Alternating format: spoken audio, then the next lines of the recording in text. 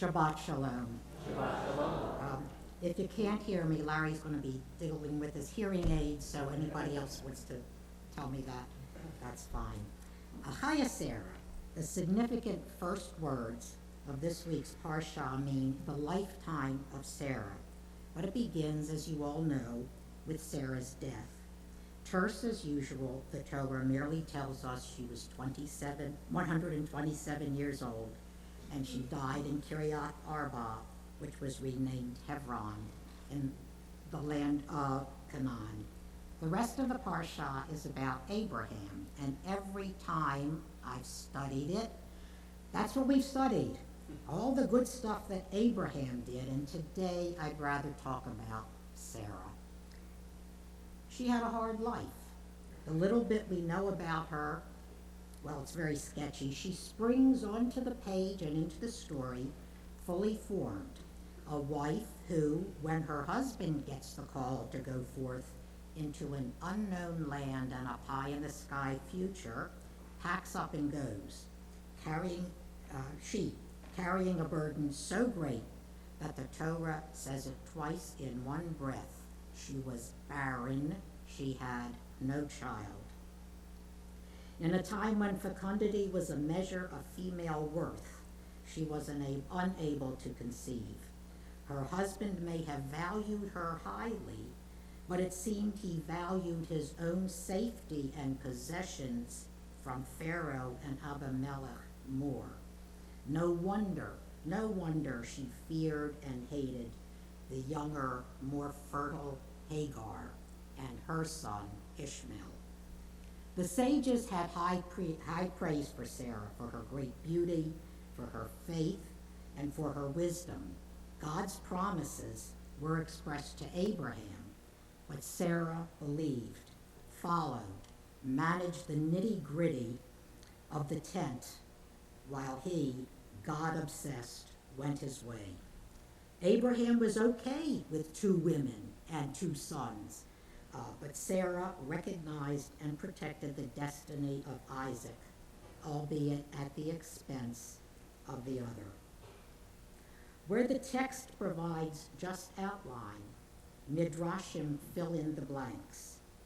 Sarah taught women about God, while Abraham taught men, thus accumulating souls as they went into Canaan. On the day that Sarah conceived, Rosh Hashanah, according to some stories, barren women from all around the area also got miraculously pregnant. Sick people got well, blind people regained their vision, and the deaf began to hear. Sarah not only gave birth in her 90s, she produced such copious amounts of milk that she could suckle 100 other children whose royal mothers brought them to Isaac's weaning ceremony, which occurred, ladies, when he was 2 years old.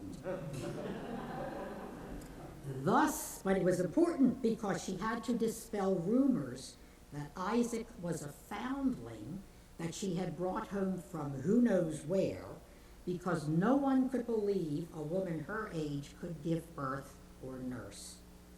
The babies that she fed that day grew up and produced other children whose future generations, in many cases, became Jews by choice.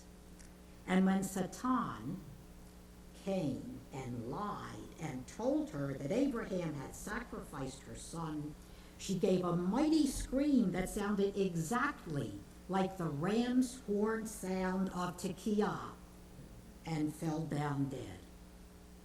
And then, still according to Midrash, the Shabbos candles went out in her tent and the challah dough would not rise. End of Sarah?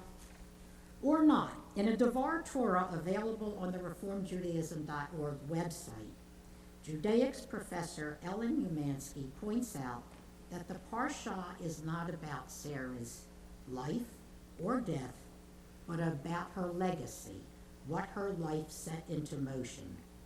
the first funeral arrangements and burial in the Torah, the first land purchase in what would become Israel, the first arranged marriage in what will become the Israelite dynasty. And just to bring it full circle, the Torah itself says Isaac brought Rebekah into the tent of his mother Sarah, and he took Rebekah as his wife. Isaac loved her and thus found comfort after his mother's death. This is the first time the Torah mentions love by a man for a woman. One more thing in the Parsha, Abraham takes another wife, sires another family, and finally dies at 175. And his sons, both of them, Ishmael and Isaac, bury him in the cave of Machpelah next to Sarah, his wife. Romantic, isn't it? Poignant, also strange. Rabbi Stephen Kushner, in a sidebar to Dr. Umansky's article, writes, in all, this story is suggestive of more than enough fodder for several years of serious psychotherapy. In other words, he continues, this family is just like ours. I was not a great fan of the matriarchs when Rabbi Bush asked me last Saturday to drash on this week's Parsha. They were so fallible, and Sarah in particular struck me as monstrously cruel in her treatment of Hagar and Ishmael. But I was also in a very strange and receptive frame of mind. The last of my 7 older cousins had died a couple of weeks before. Just so you won't worry, I still have a younger brother and 6 younger cousins. Nevertheless, I am thinking about life and death. And not to be morbid or anything, what I would want our descendants to remember about me after I go. I could, of course, tell them, or write it out in an ethical will, or sometimes called a legacy letter these days, but it goes back to Jewish roots. Wikipedia says to Jacob and to Moses. But it's used sometimes in nursing homes and other treatment centers to help people see that they have accumulated wisdom and values worth passing on. But what would I say? Be good, love your family, support your friends, help the needy and the stranger. They already know all that. After studying Chaya Sarah, this is what I could say. Life is a mixed bag. What we think is right might turn out wrong. We take one path when we should have taken another. Or we should have known better. Or maybe we did know better, but we did the wrong thing anyway. Whatever it was, our lives amount to more than that. In the great funeral oration from Shakespeare's Julius Caesar, which I suspect anyone who grew up in the Baltimore City schools when I did had to memorize, Mark Antony famously declares the evil men do lives after them. The good is oft interred with their bones, so let it be with Caesar. Now what I would say is, the good we do lives after us, so let it be with Sarah, so let it be with the rest of us.